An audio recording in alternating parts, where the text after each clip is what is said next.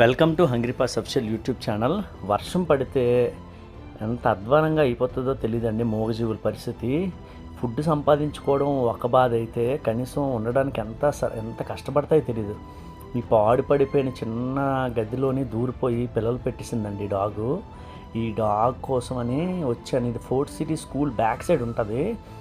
మనం ఇప్పుడు వచ్చి దీనికి ఫుడ్ పెట్టకపోతే మాత్రం అది ఫుడ్ సంపాదించుకోలేక దాని పిల్లలకు పాలు ఇవ్వలేక పిల్లలు కూడా అనారోగ్యానికి గురవుతాయండి. అందుకే వర్షం అయినా సరే ఇంత దూరం వచ్చాను. ఇక్కడ ఇంకొక డాగ్ కూడా పిల్లలు పెట్టేసి ఉందండి.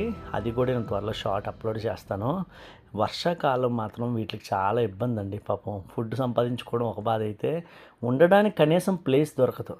నేను కాసేపు ఉన్న తర్వాత అప్పుడు బయటకు వచ్చింది. వర్షం కదా, రావడానికి ఇష్టపడలేదు. బయటకు వచ్చి ఫుడ్ తినేసి లోపలికి వెళ్ళిందండి. చూడండి, చుట్టుపక్కల ఎవ్వరు లేరు, మొత్తం చీకటే.